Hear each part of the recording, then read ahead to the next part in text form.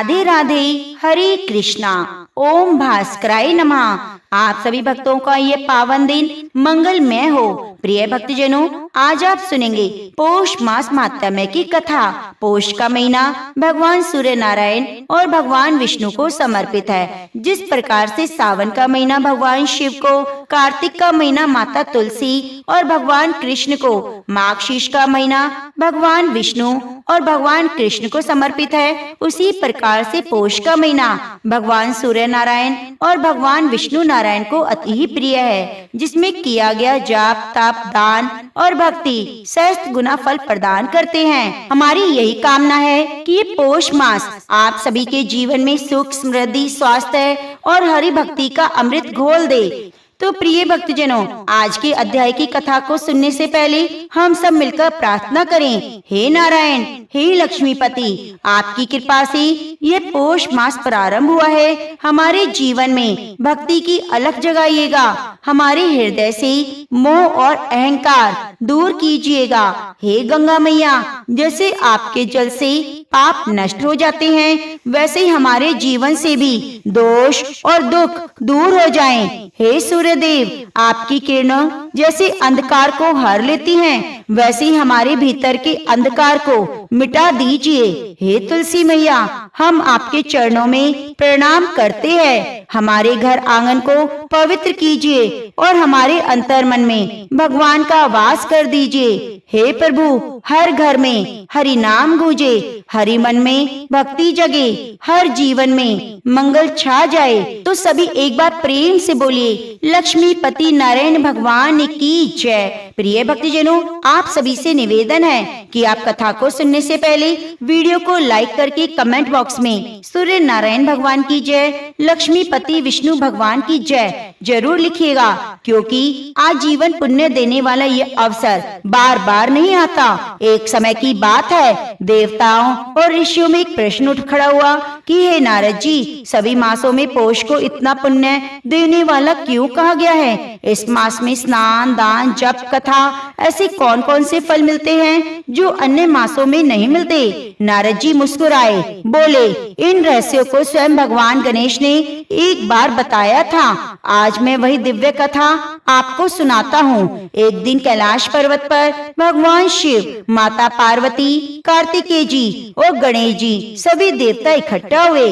उसी समय देवताओं ने भगवान शिव से प्रश्न किया, हे महादेव, ऐसा कहा जाता है कि पौष मास में किया गया पुण्य करोड़ों गुना फल देता है, इसका क्या कारण है? भगवान शिव मुस्कुराए और बोले, इस प्रश्न का उत्तर मेरे पुत्र गणेश देंगे। भगवान गणेश ने कहा, हे देवताओं, पौष मास वह मास है जब पृथ्वी पर धर्म और पुण्य सबसे अधिक बलवान होते हैं, क्योंकि इस मास में स्वयं भगवान विष्णु योग निद्रा त्याग कर लोक कल्याण में होते हैं। फिर गणेश जी बोले, इस मास का नाम पौष उस ध्रुव तारे से जुड़ा है जिसने तप करके नारायण को पाया। ध्रुव की तपस्या इसी काल में अपने चरम पर पहुंची थी। देवता विस्मित रह गए।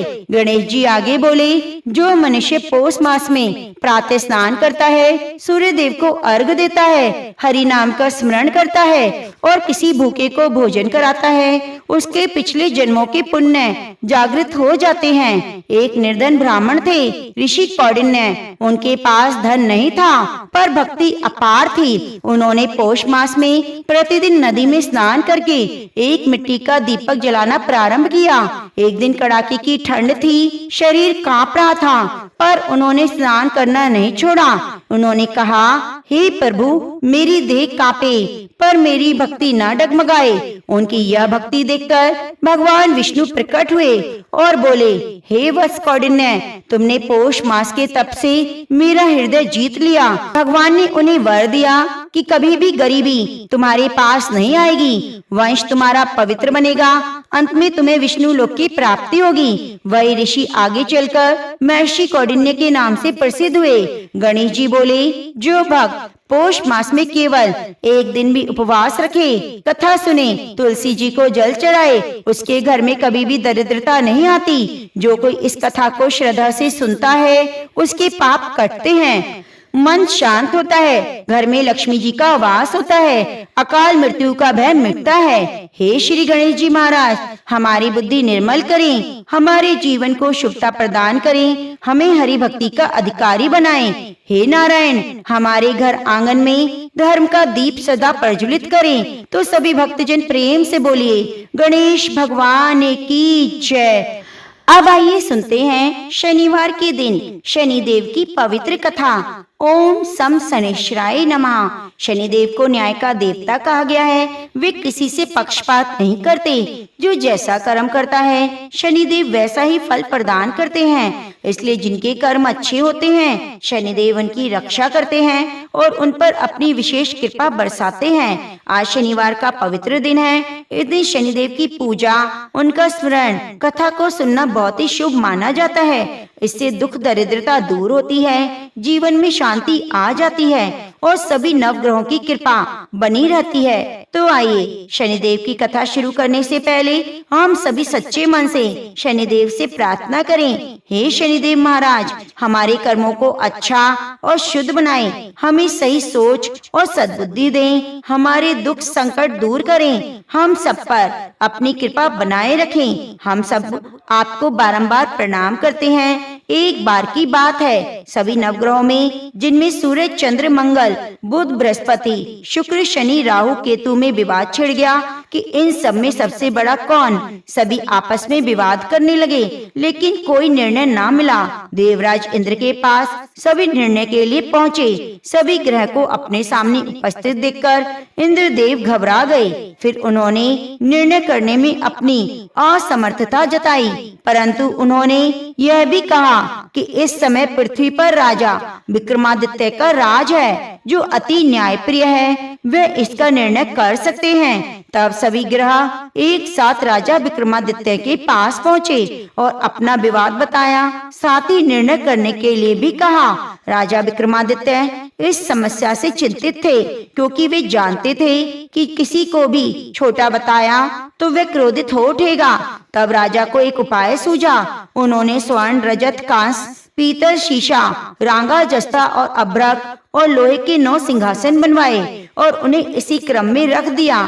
फिर उन सबसे निवेदन किया कि आप सभी अपने अपने सिंहासन पर ग्रहण करें। जो भी अंतिम सिंहासन पर बैठेगा वही सबसे छोटा होगा। इसके अनुसार लोह सिंहासन सबसे बाद में होने के कारण शनिदेव सबसे बाद में बैठे तो वे छोटे कहलाए। अब शनिदेव को लगा राजा ने ऐसा जानबूझकर किया है, तो वे क्रोध में आकर राजा विक्रमादित्य से बोले, राजा तू मुझे नहीं जानता। सूर्य एक राशि में 1 महीना, चंद्रमा 2.25 दिन, मंगल 1.5 महीना, बृहस्पति 13 महीने, बुध और शुक्र 1-1 महीने विचरण करते हैं। लेकिन मैं 2.5 से 7 साल तक रहता हूँ। बड़ों बड़ों को मैंने विनाश कर दिया है। श्री राम की 7.5 आई तो उन्हें वनवास हो गया।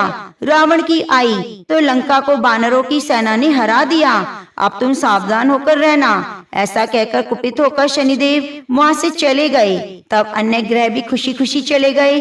कुछ समय बाद राजा की 7.5 आई। तब शनिदेव घोड़ों का सौदागर बनकर वहाँ आए। उनके पास कई सारे बढ़िया घोड़े थे। राजा ने समाचार सुना, अपने अश्वपाल को अच्छे घोड़े खरीदने की आज्ञा दी। उसके कई अच्छे घोड़े खरीदे। एक सर्वोत्तम घोड़े को राजा की सवारी करने को दिया गया। अब जैसे ही राजा उस घोड़े पर सवार हुए, वे थोड़ा सरपट वन की ओर भागा और घने जंगल में पहुंचकर वे अंतर ध्यान हो गया। अब राजा भूख प्यास से भटकते रहे। तब एक ग्वाले में उन्हें पानी पिलाया। राजा ने प्रसन्न होकर उन्हें अपनी अंगूठी दी और वह अंगूठी देकर राजा अपने नगर को चल पड़े। वहाँ उन्होंने अपना नाम उज्जैन निवासी वीका बताया और वहाँ उन्होंने एक सेठ की दुकान में रुककर जल पान किया। कुछ देर रुककर आराम भी किया। भाग्यवश उस सेठ की दुकान में उस दिन खूब बिक्री हुई। अब सेठ रूप बदले हुए राजा विक्रमादित्य को अपने साथ घर ले गया। वहाँ पर राजा ने खूंटी पर देखा एक हार लटका हुआ है, जिसे खूंटी निगल रही है। देखते ही देखते थोड़ी देर में पूरा हार गायब हो गया।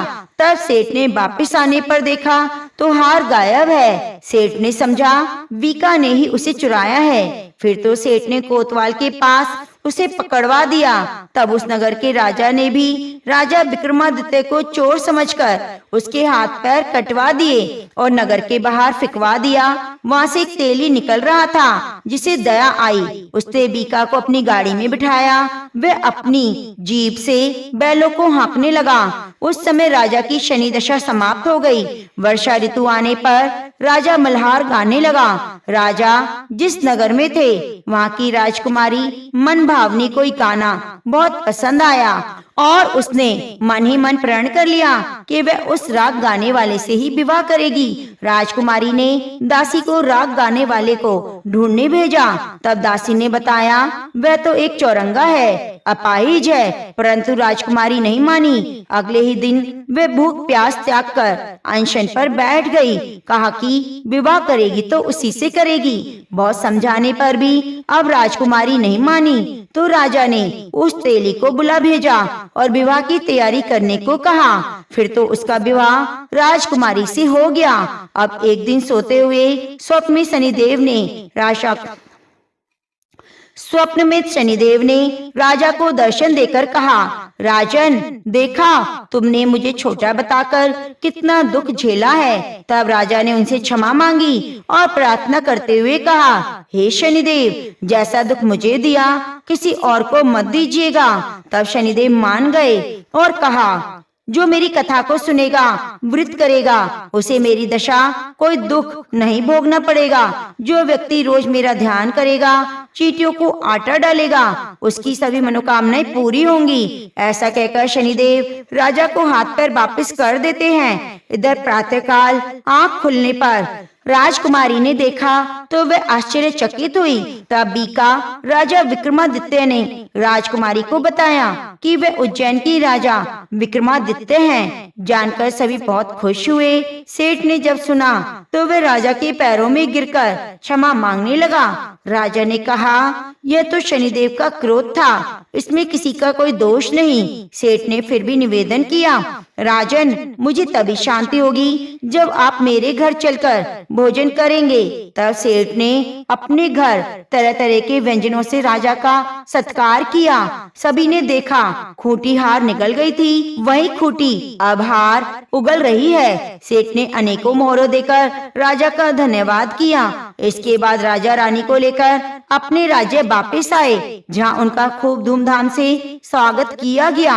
राजा विक्रमादित्य ने कहा, उन्होंने शनिदेव को छोटा बताया, लेकिन वे तो सर्वश्रेष्ठ हैं। तब से राजा विक्रमादित्य के राज्य में शनिदेव की पूजा और कथा रोज होने लगी। शनिदेव की यह दिव्य प्रेरणादायक कथा अब पूर्ण होती है। जिन्होंने भी श्रद्धा से कथा को सुना, उन्होंने न केवल शनिदेव की कृपा प्राप्त की, बल्कि अपने पापों का भी क्षय किया। कथा श्रवण का यही संदेश है, जो जैसा कर्म करेगा वैसा फल प्राप्त करेगा।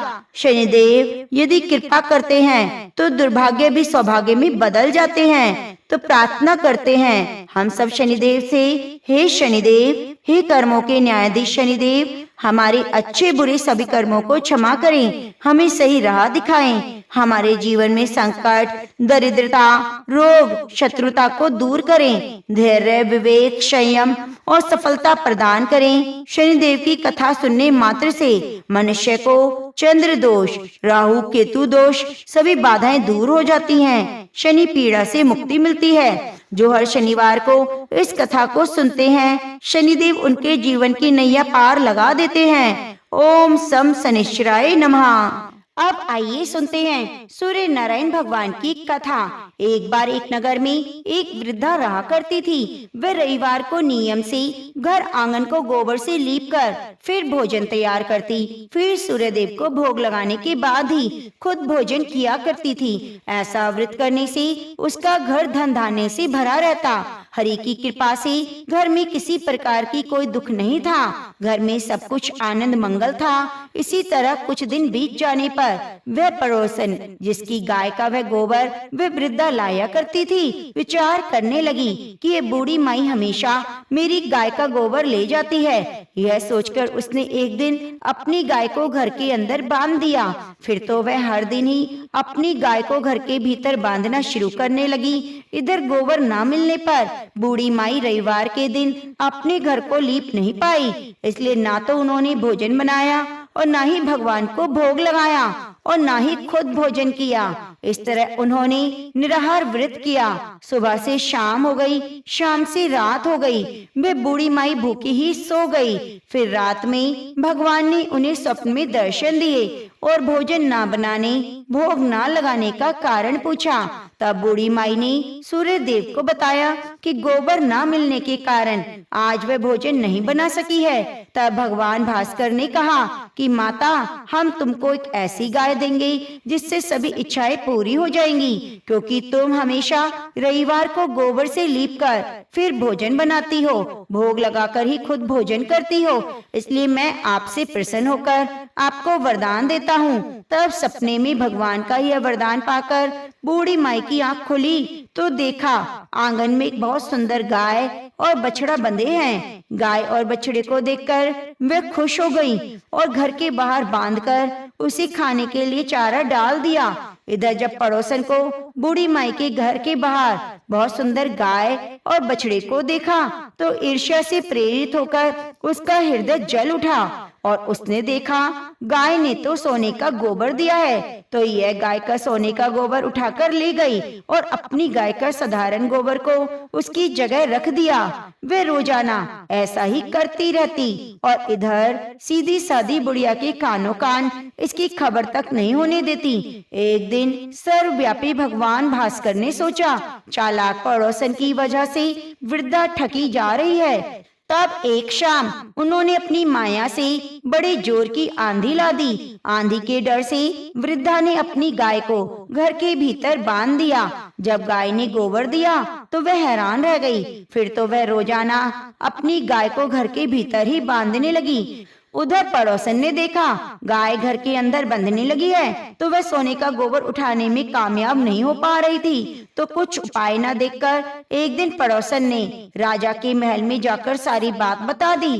पड़ोसन ने राजा से कहा, महाराज, मेरे पड़ोस में एक वृद्धा के पास ऐसी गाय है जो आप जैसे राजाओं की योग्य है। वह गाय रोजाना सोने का गोबर देती है। आप सोने से प्रजा का पालन कीजिए। वृद्धा भला उस सोने का क्या करेगी? राजा ने यह बात सुनी तो सुनकर अपने दूतों को वृद्धा के घर जाकर गाय लाने की आज्ञा दी। वृद्धा सुबह सुबह ईश्वर को भोग लगाकर भोजन ग्रहण करने लगी। तभी रात में सेवक आए और गाय को खोलकर ले गए। यह देखकर वह बहुत चिल्लाई, लेकिन कर्मचारियों ने एक बात नहीं सुनी। उस दिन फिर वृद्धा गाय के वियोग में भोजन ना कर पाई और रात भर रो रो कर भगवान से गाय को पुनः पाने की प्रार्थना करती रही। वहीं दूसरी ओर राजा गाय को देखकर बहुत प्रसन्न हुआ और सुबह जैसे ही उठा सारा महल गोबर से भरा दिखाई दिया। राजा यह देखकर घबरा गया। भगवान ने रात में राजा को स्वप्न में कहा, हे राजा, गाय वृद्धा को लौटा देना, इसी में तुम्हारी भलाई है। रविवार के व्रत से प्रसन्न होकर मैंने वृद्धा को गाय दी थी। सुबह होते ही राजा ने वृद्धा को बुलाकर बहुत सारा धन देकर सम्मान सहित गाय और बछड़ा उसे वापस कर दिए। इसके साथ ही पड़ोसन को बुलाकर उचित दंड भी दिया। ऐसा करने से राजा के महल की गंदगी दूर हो गई और उस दिन राजा ने नगर निवासियों को आदेश दिया कि अपनी समस्त कामनाओं की पूर्ति के लिए सभी पौष मास में रविवार का व्रत करें। और जब प्रजा ने रविवार व्रत करने का पालन करके कथा का श्रवण किया तो सभी के दुख दूर हो गए, सुख समृद्धि हो गई। ऐसी है सूर्य नारायण भगवान की कृपा। भक्तों के जैसे भी दुख हो सब सूर्य नारायण भगवान की कृपा से दूर हो जाते हैं। आप यह तो जानते हैं कि जब किसी व्यक्ति की अपने प्रभु में आस्था होती है तो वह उनका कितना भक्त बड़ा हो जाता है। लेकिन क्या आप यह जानते हैं कि कोई जानवर भी अपने भगवान की भक्ति में इतना लीन हो जाता है कि कैसे वह उनका एक आज्ञाकारी सेवक बन जाता है, और कैसे कोई भी जानवर भक्तों के संग में रहकर उन्हीं की तरह भक्ति करना सीख लेता है। रसिक मुरारी जी एक बहुत बड़े महाभागवत थे और वो अपने गुरु श्री श्यामानंद जी महाप्रभु जी की आज्ञा से हमेशा संत सेवा में रहा करते। वो कभी किसी संत को कटु वचन नहीं कहते, किसी पर कोई दोष नहीं लगाया करते और न ही किसी में कोई दोष देखा करते। एक भक्त ने संत सेवा के लिए रसिक मुरारी जी के गुरुदेव के नाम से बहुत सी जमीन कर दी। उस जमीन से बहुत सारा अनाज पैदा होता और जिससे रोज साधु सेवा हुआ करती। वहाँ का नवाब बड़ा दुष्ट स्वभाव का था। नवाब ने जब इतनी खेती एक संत के पास देखी तो उसने श्यामानंद जी की सारी संपत्ति जब्त करने का आदेश दे दिया। अब खेती कब्जे में ले ली गई और आश्रम में जो कुछ भी कीमती सामान था वह भी कब्जे में लेकर संतों को अपमानित किया गया। श्यामानंद जी ने उस जमीन को छुड़वाने का विचार किया, क्योंकि उससे बहुत सारे संतों का रोज भंडारा होता था। उन्होंने अपने शिष्य रसिक मुरारी जी को पत्र लिखकर अपने पास बुलाया। उन्होंने रसिक मुरारी जी को उस दुष्ट नवाब के पास जाने और भक्ति का उपदेश करने की आज्ञा दी और सब कुछ वापस लाने को कहा। रसिक मुरारी जी के कुछ शिष्य नवाब की सेवा में मुंशी मुनीम आदि पदों पर थे। अब उन्हें बड़ा भय हुआ कि नवाब उनके गुरु का भारी अपमान करेगा, हो सकता है उनकी जान भी चली जाए। रसिक मुरारी जी ने कहा, तुम डरो मत, तुम बिल्कुल चिंता मत करो। नवाब ने रसिक मुरारी जी के लिए पालकी भेजी ताकि मुंशी जन यह समझे कि बड़े सम्मान से बुलाया है, पर सब घबरा रहे थे कि कोई न कोई तो षड्यंत्र अवश्य ही रचा जा रहा है, नहीं तो भला इतना बड़ा ये दुष्ट ऐसी श्रद्धा कैसे कर सकता है कि गुरुदेव को लाने के लिए पालकी भिजवाए। रसिक मुरारी जी अपने गुरुदेव का चरणों का ध्यान करके पालकी में बैठ गए। पहले से ऐसी तैयारी की गई थी कि एक हाथी को मदिरा पिलाकर उसे गुस्सा दिलवाया गया था, खूब उसे क्रोध में भर दिया गया था और बाद में पालकी को उसी हाथी के सामने छोड़ दिया गया था। अब रसिक मुरारी जी जैसे जैसे नजदीक गए फिर हाथी पर प्यार से हाथ फेरते हुए कहने लगे, कृष्ण कृष्ण बोलो, कृष्ण कृष्ण बोलो। देखो तुम भगवान के अंश हो, तमोगुण स्वभाव धारण करके तुम हाथी के शरीर में हो। तुम हाथी नहीं हो बल्कि तुम तो भगवान अंश हो और ये क्रोध करना उचित नहीं, इसलिए तामसिक स्वभाव छोड़ो और कृष्ण बोलो, कृष्ण बोलो। सुनते ही हाथी ने तो घुटने टेक दिए और रसिक मुरारी जी के सामने मस्तक झुका लिया। राजा अपने महल के छज्जे से देखने आया था कि कैसे ये मतवाला हाथी इस गुरु को मारता है, लेकिन जब रसिक मुरारी जी ने उपदेश दिया तो हाथी ने घुटने टेक दिए और चरणों में मस्तक रखकर वह आंसू बहाने लगा। रसिक मुरारी जी ने अत्यंत प्रेम से उसे दुलार किया और उसके हृदय में भक्ति प्रदान की। उन्होंने तत्काल एक बड़ी तुलसी की माला उनके गले में बांधते हुए उनके कान में कृष्ण नाम सुनाया, मानो उन्होंने उसे अपना शिष्य बना लिया हो, और फिर कहा, सुनो, आज से तुम्हारा नाम गोपाल दास है। ये सारा दृश्य छज्जे से राजा देख रहा था। वो समझा यह तो कोई चमत्कारी महात्मा है। अब उससे रहा नहीं गया। वह दौड़ता हुआ आया और चरणों में गिरकर कहने लगा, मुझे क्षमा कीजिए, मैं संतों का प्रभाव नहीं जानता था। मेरे बड़े भाग्य उदय हुए कि आप जैसे महात्मा के दर्शन हुए। मैंने जितनी जमीन कब्जे में ली थी वह तो वापिस ही कर रहा हूँ, कई अन्य गांव की जमीन भी दे रहा हूँ। ऐसा कहते हुए वह उनके चरणों में लिपट गया। संतों का संग तो मोक्ष प्रदान करने वाला होता है, तभी तो उस दुष्ट राजा का ऐसा हृदय परिवर्तन हुआ। अब रसिक मुरारी जी ने कृपा करके गजराज का नाम गोपाल दास रखा, भक्त गोपाल दास। अब वह गजराज जैसे गायों के पीछे पीछे बछड़े चलते हैं, ऐसे रसिक मुरारी जी के पीछे पीछे वह गजराज भक्त गोपाल दास चलने लगा। अब तो आनंद ऐसा कि संत सेवा होती तो गजराज को प्रसाद झूठन मिलती। जब भी वह संतों को देखते तो आगे के पैर मोड़कर घुटनों के बल बैठकर माथा टेक देते और फिर प्रणाम करते। अब जो भी चावल दाल आदि के बोरे संतों की सेवा के लिए लाने होते वह सेवा अब गोपाल दास को मिलने लगी। सब कुछ गोपाल दास पर लाद ले जाया जाता।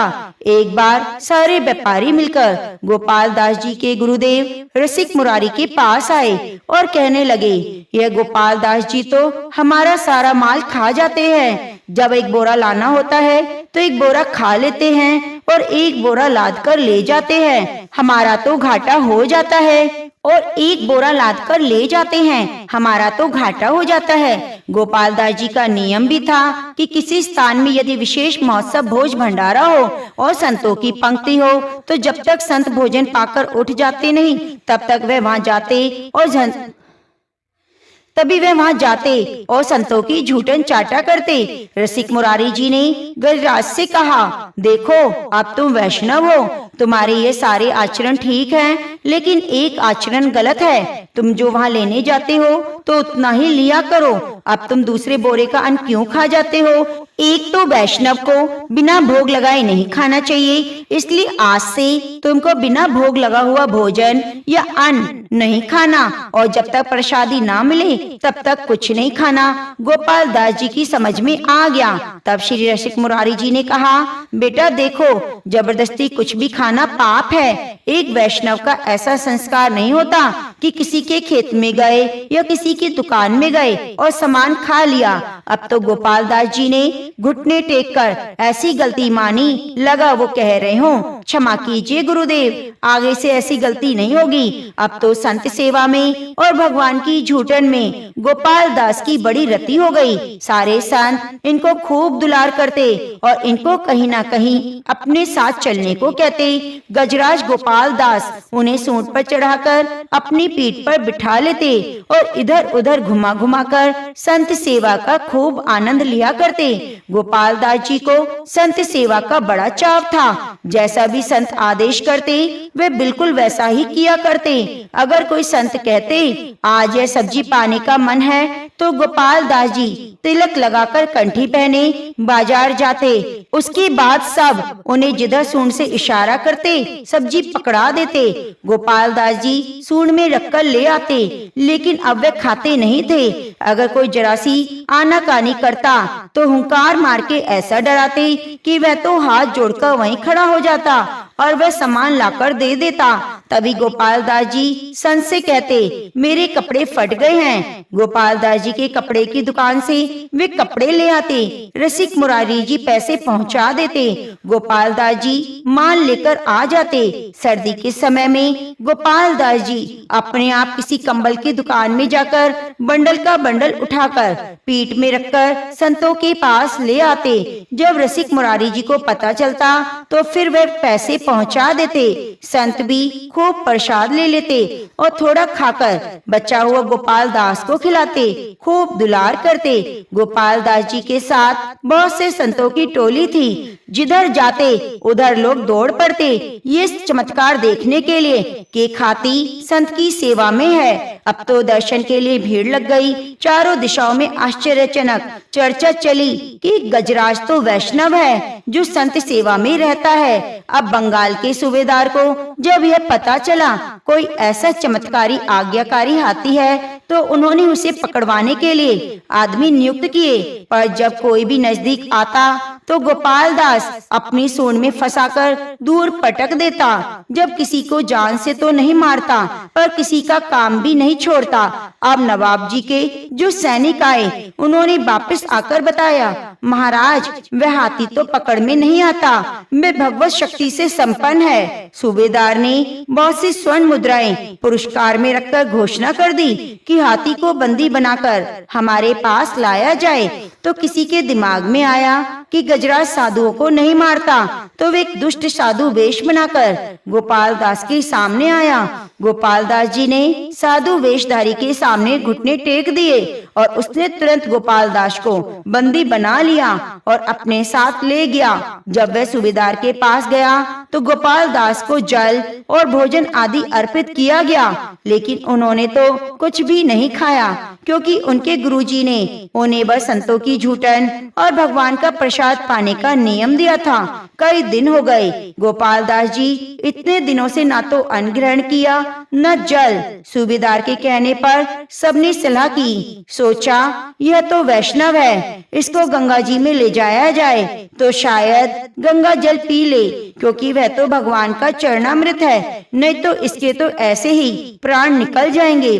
अब जैसे ही उन्हें गंगा जी में ले गए, गोपाल दास जी जलधारा में खड़े हो गए। उन्होंने अपने गुरुदेव का ध्यान किया और जोर से पुकारा कृष्ण, और अपने शरीर का त्याग कर दिया। एक भगवत प्राप्त महात्मा की जो गति होती है वह सदगति गोपाल दास की हुई। गजराज गोपाल दास जी के हाथी के शरीर में थे, पर उनकी निष्ठा इतनी बड़ी थी कि उनके गुरुदेव ने कहा प्रसाद के अलावा कुछ भी नहीं पाना, तो उन्होंने सच में कुछ भी नहीं पाया और अपने जीवन का त्याग कर दिया, लेकिन कुछ खाया नहीं। रसिक मुरारी जी के ऐसे बहुत से पावन चरित्र हैं, जिनमें भक्ति के प्रभाव से उन्होंने बड़े बड़े दुष्टों की बुद्धि बदल डाली।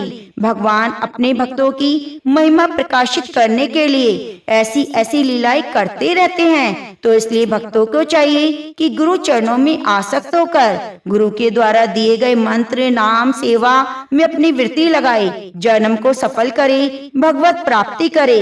यही तो जीवन का परम लाभ है। तो प्रेम से बोलिए रसिक मुरारी की जय, गजराज गोपाल दास की जय।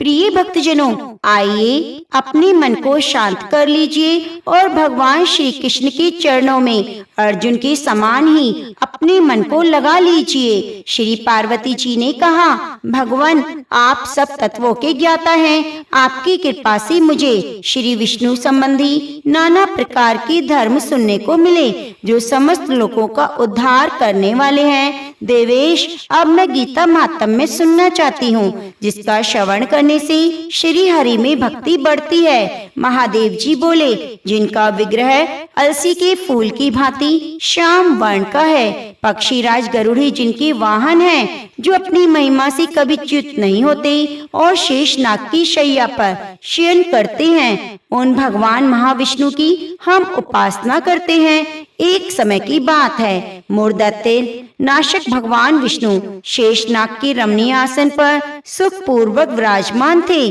उस समय सभी लोगों को आनंद देने वाली भगवती लक्ष्मी ने आदर पूर्वक प्रश्न किया।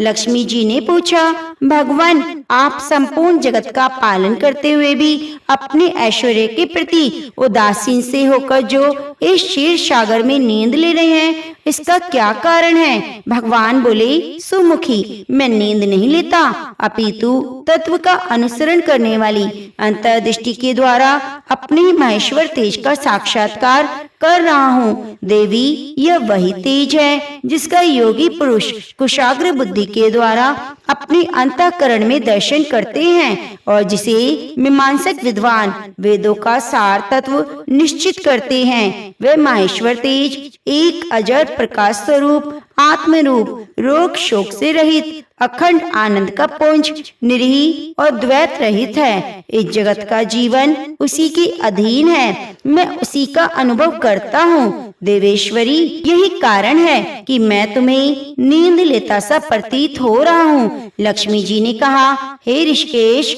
आप ही योगी पुरुषों के ध्येय हैं, आपके अतिरिक्त भी कोई ध्यान करने योग्य तत्व है, यह जानकर मुझे बड़ा कौतूहल हो रहा है। इस चराचर जगत की सृष्टि और संहार करने वाले स्वयं आप हैं, आप सर्व समर्थ हैं। इस प्रकार की स्थिति में होकर भी यदि आप उस परम तत्व से भिन्न हैं, तो मुझे बताइए। भगवान बोले, प्रिय, आत्मा का स्वरूप द्वैत और अद्वैत से पृथक, भाव अभाव से मुक्त, आदि अंत से से रहित है, शुद्ध ज्ञान के प्रकाश से उपलब्ध होने वाला परमानंद स्वरूप होने के कारण एकमात्र सुंदर है। वही मेरा ईश्वरीय रूप है। आत्मा का एकत्व ही सबके द्वारा जानने योग्य है। गीता शास्त्र में इसी का प्रतिपादन हुआ है। अमित तेजस्वी भगवान विष्णु के वचन सुनकर लक्ष्मी देवी ने शंका उपस्थित करते हुए कहा, भगवान, यदि आपका स्वरूप स्वयं परमानंद मैं और मन वाणी की पहुँच के बाहर है तो गीता कैसे उसका बोध कराती है? मेरे संदेह का आप निवारण करें। भगवान बोले, सुंदरी सुनो, मैं गीता में अपनी स्थिति का वर्णन करता हूँ। क्रमशः 5 अध्यायों को तुम 5 मुख जानो, 10 अध्यायों को 10 भुजाएं समझो, 1 अध्याय को उदर और 2 अध्यायों को दोनों चरण कमल जानो। इस प्रकार ये 18 अध्यायों की बाग में ईश्वरीय मूर्ति ही समझनी चाहिए। ये ज्ञान मात्र से ही महान पातकों का नाश करने वाली है। जो उत्तम बुद्धि वाला पुरुष गीता के 1 या आधे अध्याय का 1 आधे चौथाई श्लोक का भी प्रतिदिन अभ्यास करता है, वह सुशर्मा के समान मुक्त हो जाता है। लक्ष्मी जी ने कहा, हे देव, सुशर्मा कौन था? किस जाति का था? किस कारण मुक्ति हुई? भगवान बोले, प्रिय, सुशर्मा बड़ी खोटी बुद्धि का मनुष्य था, पापियों का शिरोमणि। उसका जन्म वैदिक ज्ञान से शून्य क्रूरता पूर्ण कर्म करने वाले ब्राह्मणों के कुल में हुआ था। वह न ध्यान करता, न जप, न होम, न अतिथियों का सत्कार। वह लंपट होने के कारण सदा विषयों के सेवन में आसक्त रहता, हल जोतता, पत्ते चबाकर जीविका चलाता, मदिरा पीने का व्यसन था, वह मांस भी खाया करता। इस प्रकार उसने अपने जीवन को दीर्घ काल व्यतीत कर दिया। एक दिन मूढ़ बुद्धि सुशर्मा पत्ते लाने के लिए किसी ऋषि की वाटिका में घूम रहा था। इसी बीच में काल रूपी काले सांप ने उसे डस लिया। सुशर्मा की मृत्यु हो गई। उसके बाद वह अनेक नरकों में जहाँ की यातनाएं भोग कर मृत्यु लोक में लौट आया और वहाँ बोझा ढोने वाला बैल हुआ। उस समय किसी पंगु ने अपने जीवन को आराम से व्यतीत करने के लिए उसे खरीद लिया। बैल ने अपनी पीठ पर पंगु का भार ढोते हुए बड़े कष्ट से 7-8 वर्ष बिताए। एक दिन पंगु ने किसी ऊंचे स्थान पर बहुत देर तक बड़ी तेजी के साथ उस बैल को घुमाया। इससे वह थककर बड़े बेग से पृथ्वी पर गिरा और मूर्छित हो गया। उस समय वहाँ कुतूहलवश आकृष्ट हो बहुत से लोग एकत्रित हो गए। उस जन समुदाय में किसी पुण्यात्मा व्यक्ति ने उस बैल का कल्याण करने के लिए उसे अपना पुण्य दान किया। उसके बाद कुछ दूसरे लोगों ने भी अपने अपने पुण्यों को याद करके उसके लिए दान कर दिया। उस भीड़ में एक वैश्या खड़ी थी। उसे अपने पुण्य का पता नहीं था तो उसने भी लोगों की देखा देखी उस बैल के लिए कुछ त्याग कर दिया। उसके बाद यमराज के दूत मरे हुए प्राणी को पहले यमपुरी ले गए। वहाँ विचार कर कि वैश्य के पुण्य से पुण्यवान हो गया, उसे छोड़ दिया गया। फिर वह भूलोक में आकर उत्तम कुल शील वाले ब्राह्मणों के घर में उत्पन्न हुआ। उस समय भी उसे अपने पूर्व जन्म की बातों का स्मरण बना रहा। बहुत दिनों के बाद अपने अज्ञान को दूर करने वाले कल्याण तत्व को जिज्ञासु होकर वह उस वैश्य के पास गया। उसके दान की बात बतलाते हुए उसने पूछा, तुमने कौन सा पुण्य दान किया था? वैश्य ने उत्तर दिया, वह पिंजरे में बैठा हुआ तोता प्रतिदिन कुछ पढ़ता था, उससे मेरा अंतःकरण पवित्र हो गया। उसी का पुण्य मैंने तुम्हारे लिए दान किया था। इसके बाद उन दोनों ने तोते से पूछा। तब तोते ने अपने पूर्व जन्म का स्मरण करके प्राचीन इतिहास कहना आरंभ किया। शुक बोला, पूर्व जन्म में मैं विद्वान होकर भी विद्वता के अभिमान से मोहित रहता था। मेरा राग द्वेष इतना बढ़ गया कि मैं गुणवान विद्वानों के प्रति भी ईर्ष्या भाव रखने लगा। फिर समय अनुसार मेरी मृत्यु हो गई। मैं घृणित लोकों में भटकता फिरा। उसके बाद इस लोक में आया हूँ। सद्गुरु की अत्यंत निंदा करने के कारण तोते के कुल में मेरा जन्म हुआ। पापी होने के कारण छोटी अवस्था में मेरा माता पिता से वियोग हो गया। एक दिन मैं ग्रीष्म ऋतु में तपे हुए मार्ग पर पड़ा था। वहाँ कुछ श्रेष्ठ मुनि मुझे उठा लाए और महात्माओं के आश्रम में भीतर पिंजरे में मुझे बंद कर दिया। वही मुझे पढ़ाया गया। ऋषियों के बालक बड़े आदर के साथ गीता के प्रथम अध्याय की आवृत्ति करते थे। उसी को सुनकर मैं बारंबार पाठ करने लगा। इसी बीच में चोरी करने वाले बहेलिये ने मुझे वहाँ से चुरा लिया। उसके बाद उस देवी ने मुझे खरीद लिया। यही मेरा वृतांत है जिसे आप लोगों को बता दिया। पूर्व काल में मैंने इस प्रथम अध्याय का अभ्यास किया था, जिससे मैंने अपने पापों को दूर किया है। फिर उसी से इस वैश्या का भी अंतःकरण शुद्ध हुआ और उसी के पुण्य से द्विश्रेष्ठ शर्मा भी पाप मुक्त हुए। इस प्रकार परस्पर वार्तालाप और गीता के प्रथम अध्याय के महात्म्य की प्रशंसा करके वे तीनों निरंतर अपने अपने घर पर गीता का अभ्यास करने लगे और फिर ज्ञान प्राप्त करके मुक्त हो गए। इसलिए जो भी भक्त गीता का अध्याय को पाठ पढ़ता है, सुनता है, उसे भवसागर को पार करने में कोई कठिनाई नहीं होती। तो प्रेम से बोलिए कृष्ण भगवान की जय।